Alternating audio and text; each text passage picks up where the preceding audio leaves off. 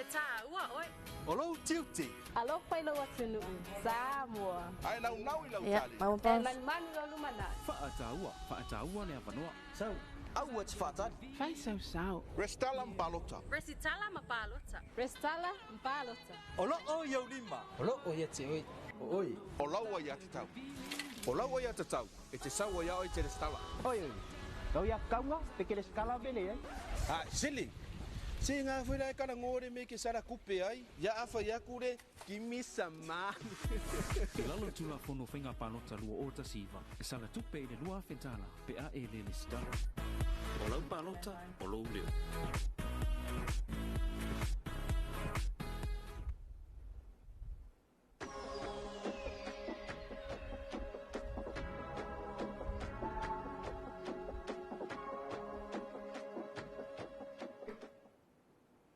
E whiwhia lawa e tui whaatalo whātu, whaawhelo i atu i le whaafonga mai moa le tātou o tunuu i le nei fo i tai au whau ma le nei tai au manuia ma Lord soi fo maua. Ia, o seisi waiwa poponga nei o le tātou polo kalame o oe ma lau pālota, ia, pia o na whaatauta ia foi, ia, e le official komisina o whainga pālota, e pei o na iai fo whanga whanga solo le tātou official nei tai au. Fia whaeilo le ua mātou whātasi atu, ia, ma le awhionga ia la whaile lei Margareta Vaelua, ia, o le sunga le Deputy Returning Officer, a le Officer Komisio Whainga Pālota. Ia, mai se wai le sunga ia li o matua i tonga Kevin Nunu Folau, ia, stasi e suisi nia le tātou Officer Komisio Whainga Pālota, i le nei vaenga le tai au. Ma lor soi fo sopo i lua awhionga, ma lo fo i lona sa i tiuta ma whaiva i peo nel nei vai aso. Ia, whamalo ta Filipepe. Ia, o te manatu e tātou te whawhitea le alofa tutu lo le atua le nei tai au. Ia, mo whai fo i ona te taina mai o soi fua fo le atunu, ia e mese fo i tātou lo whengai mulpo kalame le nei tai au. Ia, o te manatu e ai tātou te leila alo le tātou po kalame e ve ilo leo e whatau vai e whaafeilo e toi no malo se o tātou tunu. O e fo i o mwhai ona mai mo mai le por kalame. Ia vele leo e fai ma fonta moli fo le fionga le komisina o fai nga palota ia le fionga to le foa tu ia filolo ia John Stanley ia mese le pulenga ia male malo le official komisio fai nga palota e fa filo ai to ile malo se o tato tunu e fo fai ona mau le tani ia male vano e mata mai ai pe mai mo mai ia ni po kala mele ni taia Malo lawa sei fo manuia ia lau amata tu ia tu langa pe on fatino ina le taimi le nei o le astala mai tulanga i le tātou restala lea ua iai le moli mau fo i le tātou tunu ua matua i tumu mai ai. Pāman mole lau fionga la whai? Ia e whatalo whaatu Samoa i lau whaafongaanga. E le opo lava selilo i tulanga ua iai si o tātou watunu. Ia manatua o le taimi le nei, ia o tono tulafono e tolu masina. Tuina mai, whaatino ai le tātou restala. Ia, whapea fui ma tātou whainga pālota. Ia, o tūlanga tonu lama nā, i le taimi le nei, ia, e whaisi to o tele o i la tau. Ia, ua lolofi mai i tātou ofisa. Ia, mai se fo iso tātou ofisa sa vai. Ona o tūlanga lava lea, masalo le vai sa fou. Ia, e wha umai fo i le tātou restala, o lo ta amilo fo i le ofisa, e wha mai ai tu malo i sa vai. Ia ona whapea o lea ona toilonga i nātu, ia seisi fuafuanga ai whaamanatu atu. Si o tātou atu nu pele o Samoa. E eilea nganga o le official komisina o whainga palota, ina ia whapea ona tu i nātu wava no tutusa. Whapea ia ona ele stala, ia ma whaata ua lau palota. O le taimile nei, ia masalo ua na o le ono se fulu whaafe pea ia i la tou. I le taimile nei o lea ua uma o na restala. Pe ta iane o le numera lava o lo o tulu loa ina pea le ofisa o whainga pālota. Ia o le selau fulu fitu afe. Selau se fulu fitu afe le numera te tau o na ausia. Ina ia whaapea o na lata i se whai numera. Ia o lo o te tau o na resitala. I to tonu o le tatou ofisa o whainga pālota. Ina i whaapea o na tatou mauaini lola lei. Ia wā whaatino ina lava o le tātou ngā luenga e manatua, ia ele te le se taimi o lo o tu ina mai, whapea o na whaatino ai, ia laule stala, I o le tūlanga le nai longo pui ali i atu e si o tātou atunua whaataua i alo su mai e whaila restala i lo avanoa lava fo'i i alo mata ofisa i a poala mani fesili e malamala mai. Ae te le isu mai whaatino la restala. Malo whaatai sau noa i lau fionga la whailele. So i toe au mai ala wase wha mamawha tūlanga lea i le whaasalanga o le tangata i le restala. Wha manu mole. E lua afe tā la pe afa apea e umale le stala tāpu nia le tātou restala. Ai e te le i le stala, e le se nganga e wha apea e o le tupe ia e le umana o mia fo ina tūlanga. Ai e te talo atu le tātou atunuu, ia ona ua vamele taimi, ia o loo sila fia fo i tūlanga ua iai ia si o tātou atunuu, ia ma tātou whainga pālota o loo whaapea, ona tau mawhai atu iai, ina ia whaapea ona maua uma e o tātou uma le awa noa, ina ia whaatino le tātou restala, ia whaatino fo ila i o lau pālota, au wale fili ina o tae o si o tātou atunuu. Malo whaftai. Whaamalu mole lau sunga li o le tūlanga lea e pei ona iai ia le lofi mai al tātou atunuu. Ia e le taimi le nei, ia ua le pi e o lava i le pō, ia te ale valu, ia o lae lava i tumu lava ia fafo le ofisa fo i al komisio whainga pālota. I le restala whaamalu mole. Ta fili. O le tūlanga ia i le whatinonga le aunanga le ofisa. Ele o yese pa puifunga le pola le kaimi o le ale o le matou taimina o mai le tausanga mai amtanga ia mai tausanga le ntia o le valu e fa mutenga luenga le ofisa ia te masa inga luenga o le lima o matou tilo al tulanga fona ona ele o to talent nga to mfaia no o to va mai e restal pio le nganga na a tatou tilo nei ma tatou va ai lungo Facebook ia la leo ia la ata ia o nala na e tātou te loa, le tō a tēne lo malu so tātou tino. E le foto a o mai ne resta. A sa o mātou pe special tū lang, vona leo le anga i mai mawalo taimi, mawalo vanoa, o le lata mai le ofisa lea, o le lata mai le whare le whaatino inga luenga le ofisa. Ia lu tātou manatu, fo le pe ele tāua. Ia o le mātou na vatau, tāua oi. Pio le ngangalina. Ia le peo na saunu atu, ia la whai. Na ono tu alalo tu a mato te le whaatonu le atunu ana o mato so atu pe ono fai atu e le alo wololo mai le si pitole a le foi mato te wololo tu le pitole nei na fai lo telefone tato wololo pito va ina ia mafai ono tato ngaru do fatasi o wai pe ono fa so atu foi vai aso le tu langa foi o wai ata ia ono sa i mai tato atunu na no mato te fa manatu atu o le ata tala le ofisa ia o le a foi le itu la ma le taimi mai ai e o auto va mai fatino la restal ia malaysian ia la ono sa ona na fina ngo post mai la o fa longo aku o fa sia sitina mai ele lo mai official nei wa na usu mai le va vea le la po ele to ya lu ton ai pe o le nga ton wale na na mato tau mo fai ai le nga mato telefia ele fa pe mato tele al lo fole tu le ai o matou foi fai ainga e fai o matou matua e fai a matou whanau o le langona le nasa matou tamu fai moli atu au ana i to ia le langona le la o whaalonga ia nafi o le mea tonu wale na au ana i ave sen malo se o tatou tunu o fai non whaalonga mai mata mai mo mai por kalamil nei ele se langona va penale a fionga komisina malo pulenga ma le official nei na o matou to famanatu ia lava le onsa ia tatou onsa i por to no yop ia lava le onsa wa ole tulanga lei o la va ver fanga solongo tanga te tonu te minei fatinonga lo ofisa ole nonga fo na matu ofisa ia sa wa tangata ia mlesi vaenga e tau ole tulanga le ole ato pepa na mia ole sina vaenga le fai mato ia nga i matanga te lona ai ono le ato o vaenga ia a tulanga ia au bot fa polena tau tua ia male onanga le ofisa la fa tinwa ile tulanga e ngata e lo fa apa ole fa tinonga ngalwe ole ma tong fa ina ia vavena anga ia tu tangata vavena to ia lu fa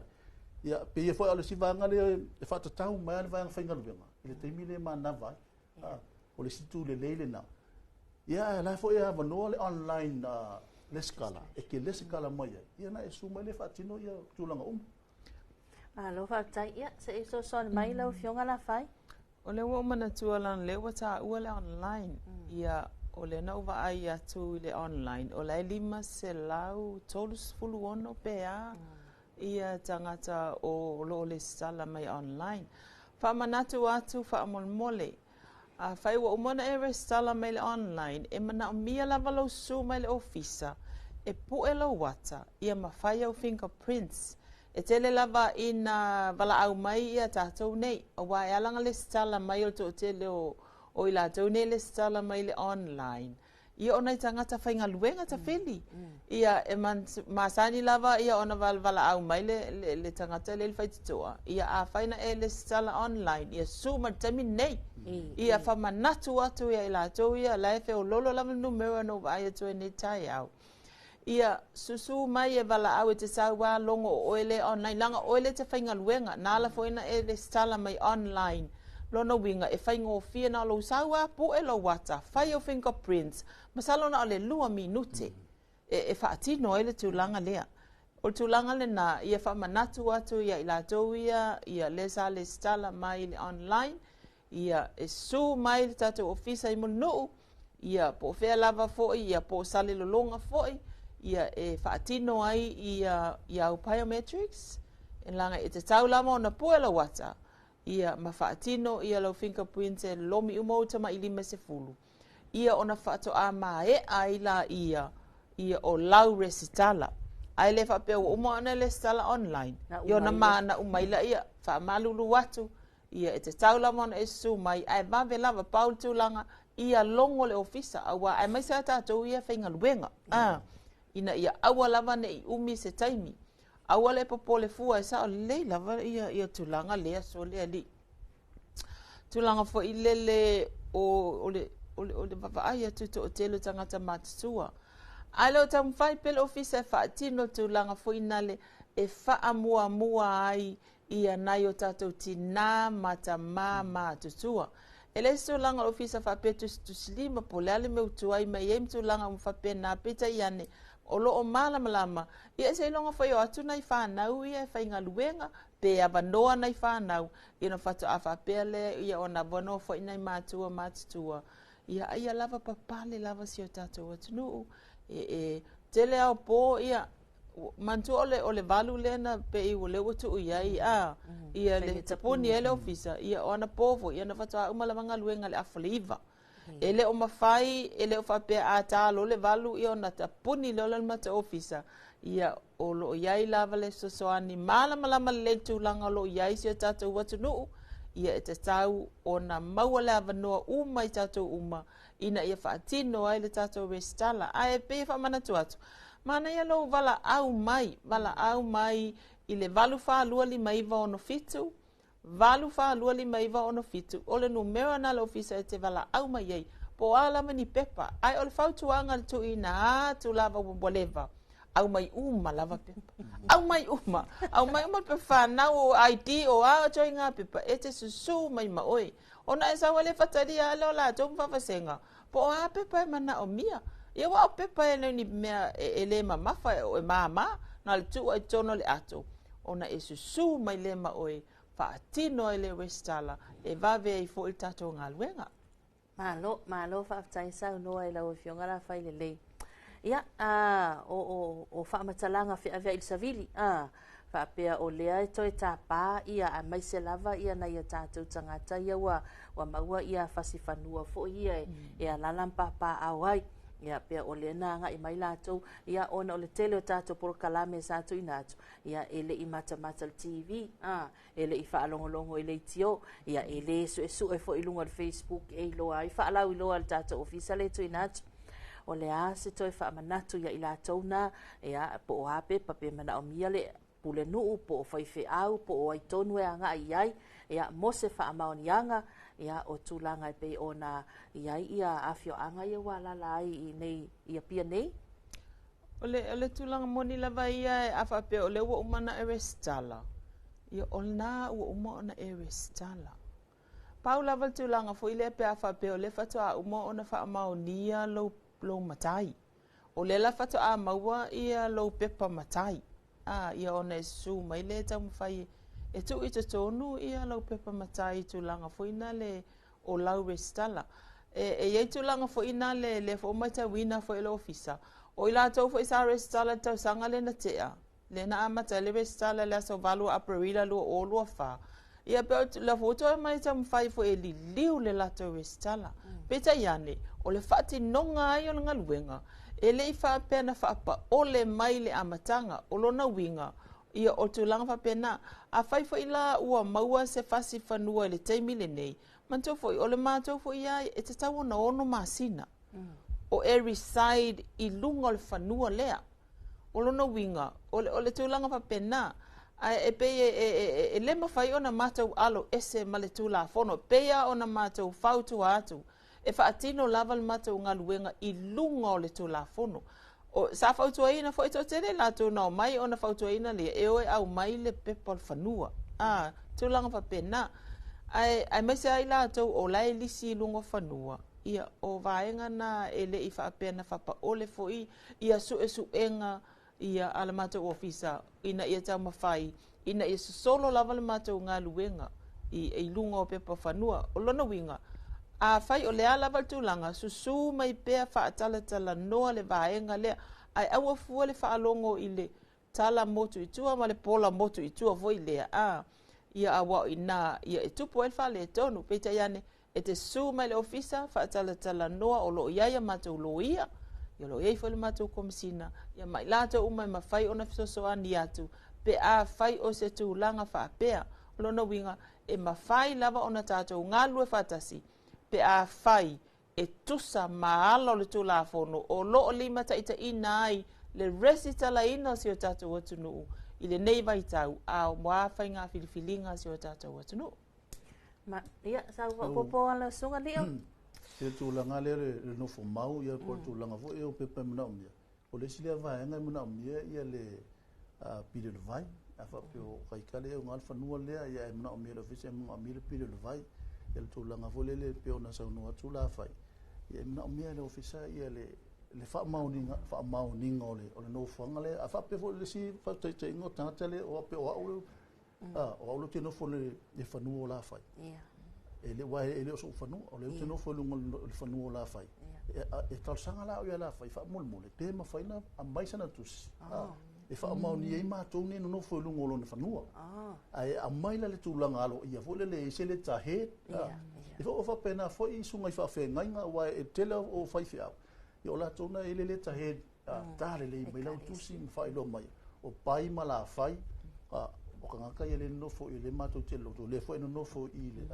male sai ia male sai wa e mo wala le official le tusi le ia ma to te to e vili fo la pion sa no ele fa o le fa tino ngo ma to ngana e to e vili le ma to fa fia au le por tangata le ona o nga fo le o ngar fango e ka wanga o mai fa kasi male masi vai nga le no fo lungo lon fanu ia ma e ne mo fai no justify e office ia sa olam fa ma ni tulanga le ai o pe no fai atu de setembro mo vai o le no nga na e le mo fai le ia sa utanga fai lana restala a to mai pe na o pe no so mo tula fai ia tulanga na pe pe o pe pa o fanua ia o le wa o le sipo le mea matu tena una wa ile vango o suita mai tai ma su no ele le ale su mai ile office e te saini le lu mo le matu office e fa mau ni ai o tangata ia pe le sipo na atu ala lo ia matu te talo atu fo isi vaanga le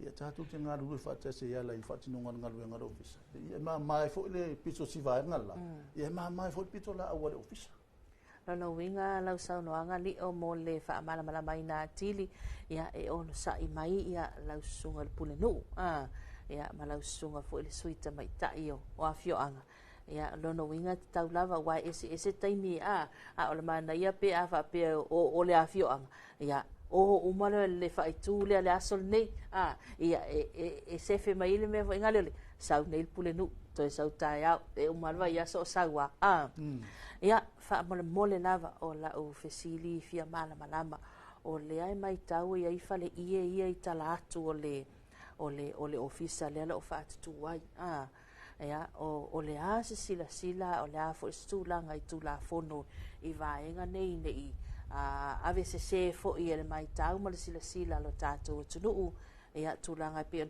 po le mese fale ia le ofisa lai pasi ai singa vai vo ile mo nei tangata anga i mai fa mo le lio aftai ai so no fa popo atu ia la fa le tūlanga le ia o le tūla fono ala ia o tatu te fa la vetanga le tūlanga vo le ia o le tūlanga fona le tau po e le ofisa ai o tu tonu o le tūlanga le e sau no ai ia la wa lai e fono e foi ia le fiona komisina ia ma pulenga ia ma ofisa ia le o se le se matala o le tūlanga ia pe no matou tau fa atata e pauana o le pulenga le ofisa a woni fa la vengia ia tanga to foi resta ia fa ia wa a mai lunga le fiona komisina ia fa unga ia ma tūlanga foi fa ia wala o le pa ia le ofisa la wo ko so le pa le ofisa me ngata le ofisa ia e pe o le nganga mana te le ofisi atu no le fa fonga mai foi le fiona komisina ia ma to pulenga ia wa tūlanga na le tala no tūlanga na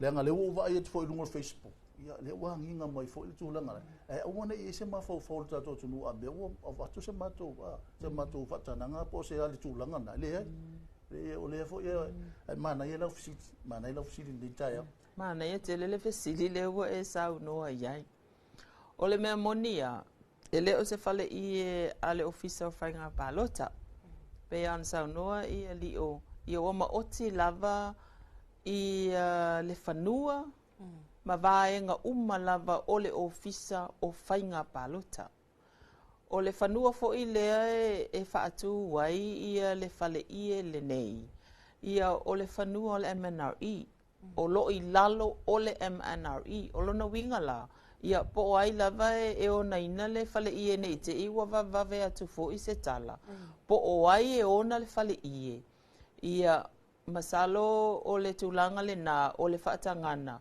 ia lona winga o le na au mai i lalo o le MNRE a wā o le whanua le na ia ele o i lalo fo i o le pulenga le ofisa whainga palota ia o tūlanga fo i le na ia o lo mamao lava le pau atu langa fo ina le ona o le vaenga tonu ana o sisila fo i le uti fo i o le parking anai tangata o lo o auto va mai ia o tūlanga le na ia o ina o lo tau mwhai whao ngā umatu le mamalu le atu nuu ia o lo whapea ona tau mwhai mai i le tūlanga lea alfa maninonga na o le fale ie lea ua silingia e le o se fale i o le ofisa whainga palota e le o lava fo intupe whainga palota e no e abe na fale i mai le o fiu mai fo itangata le atu nuu pe a fiu mai ai o le whanua o lo whaatui nai ia o lo whapea fo i o nei lalo le vainga le pule le mana i o tūlanga le na e pe ona silingia fo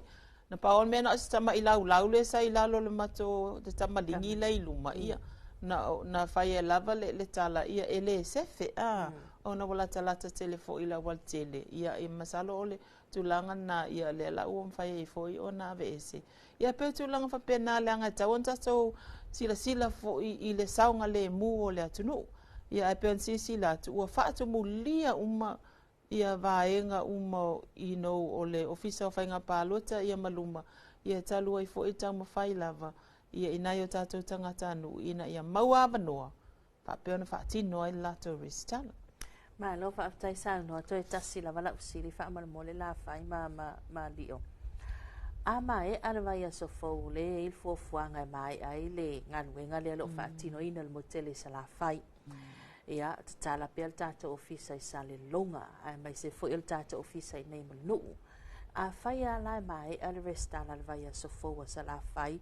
Sila atu le official commission whainga palota e le itai lava ona ono taatia mai se taatianga le lei o le whaino mera ia o le au whai leo wha maunga le tātou tunu uma le lola lea o lea fia maua se lola fau ma se lola mama o le ale plan B le ofisa e le tulanga lea mole pe lava ona ta ua ngā luenga uma lava le ofisa whaatino i lungo le tulafono o le taimile nei e na le tolu lava masina i lungo le tulafono ia e whaatino ai le whainga o le palota o le restala o mea uma lava whaatino i mwhainga whifilinga o lona winga o te tonu masina le o ngā lua i ai le ofisa o whainga palota.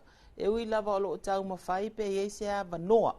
A o le tula fono lava ia e na o le tolu masina o lona winga. A whai a whaamautu le tūlanga le tolu masina longa winga. E o lava te me tāpuni e le stala. Pe tāpuni le vasa faupo ontua longa winga o tāpuni. Po le ala val whainu mera o whapea o na mawhai o na ausia. E o loa i le taimi e tapuni alo i e le tatou lola mantofo i le sa whapea o mai tatou e tapuni a se tema. O no le manatu fu i lea ia e whai le tatou whai ngā pālota i le tausanga fōu. Whaamole mole si o tatou e tunuu, ua le o toi e tūlanga le e le o se e tema. Le o se e tema ua umal na le tolu masina le taimi nei o lea la atau mawhai e whaatino o lona winga. Whaataua la walu sau e te restala. E le o toi umi se taimi. A o lona whaata ati tia i le tolu masina le peo na utaua. Ia, o te lei loa i none i te ua vave atu tala.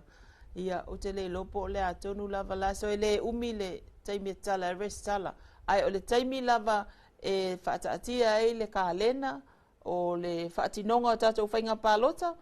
A whapea la mai o le luava yaso mua. E tapuni al tatou restala, e tapuni al tatou restala. Langa e solo uma mea i lunga o le tula fono, ia maka lena i le whaatinonga o le tatou whainga palota, i to tonu o le tolu masina. O le mea lea e tā ua ai, ia le whaafonga anga Samoa, whaamole tā ua ia, tā ua tele, ia lapata inga peo na tu ina atu, ia aua le whaatinonga la restala, o nga e le o toi umi se taimi. E le o toi umi se taimi a tu le tolu masina o lona winga e le o toi mau a tapuni fo il tatou restala ia e whaatino uma vaenga ia i to tonu o le tula fono o whainga pālota.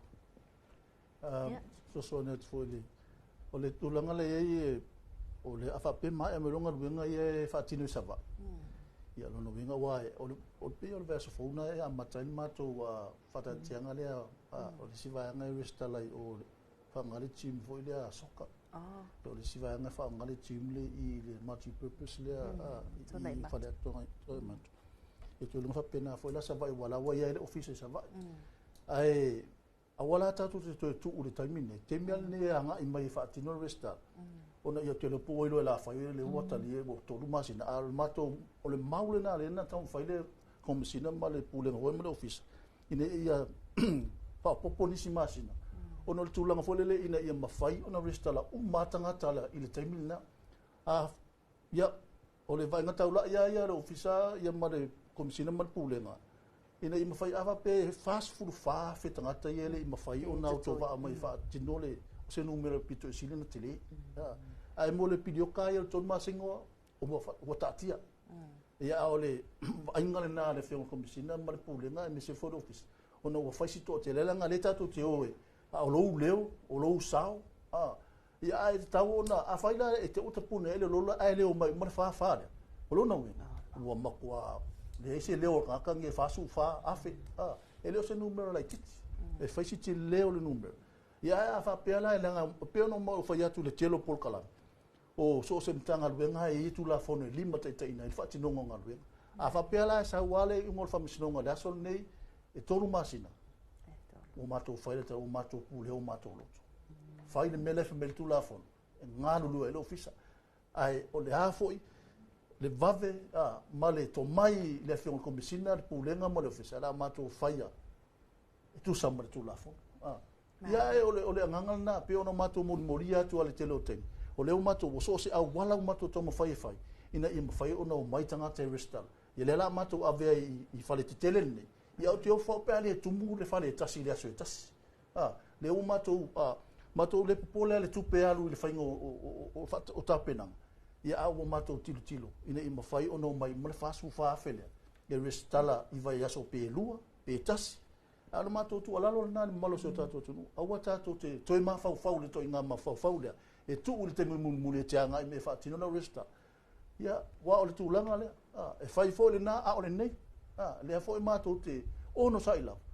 O le ale ngungu mela ia o kalkongfo ki o fa o se Samoa a fa e fina ngalo e fa atino lawa ya tau ia o ila le wa makang fa ki mola ka pa le o mato a nga ila vai por fe se vai ngem fa ina fa atino restal ia mali leo anga me fa atino to restal ia sa fa pole le tu langa sa no ia la fai malo fa aftai sa no ia e ai le tanto nunga wa manino ia le vala le pe ona tau ma fa ya tu sui al tato ofisa fa nga palota ia e fa mala lava ma toi fa manatu ia mo le sila fia le tato tulu le ua a tau lunga toi ma tato proklame o oi malau palota pe ona to fa ma sa no ia le afionga ia la fa ile le makirita va e lua mai se fo le sunga ia li o ma tuai tonga Kevin Nunu Folau ia mo le tato proklame e le nei fo i vaenga le tai au se sian fa poponga le tai masani lava ya so fo ia tele lava fa mai ina tuta ma fai val nei aso mai sel fa fa mai le tato tunu to fa sui fo E tā ua, oi. O lau tiuti. Alo lava fa tai Samoa. Ai nau i lau tali. E manu lo lumana. Whaataua le avanoa. Sau, au ats whaatari. Fai sau sau. Restalam palota. Resitala mapalota. Restala mpalota. O lo o iau lima. O lo o ia te oi. O oi. O lau ai ati tau. O lau ai ati tau. E te sau ai au i te restala. Oi oi.